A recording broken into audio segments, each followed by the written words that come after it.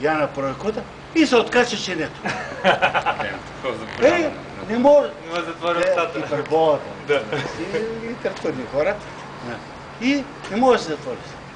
Връща се вечерта вкъщи, челята, а тогава без двор до двор, родата си, снахи, зетьови и т.н.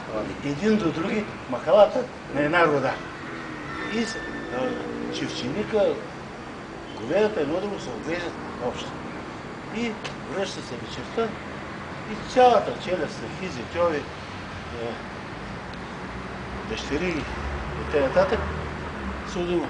Тетю на бащата. Мама тъй. Шеба маме, ще и мимиката кучка. Рече свекър. На втора вечер също. На трета старица вече съм позамислям. Вика, ади, ми дава ключи. Еви ключи за кабриолета, впрягайте Алесия кон и я закарайте на дедо си Асанче какчията в Крън, да и намести ченето. Пристигат пред дядо Асан, Чудомир го разказва. Да. И оня я тегли. Извинете. Не напред, Мирка, не стой такъв гръб. Я тегли на един орехов труп да седне и почва и почва да разтрива. Разтрива. Тук се повечето на Нада Маничи.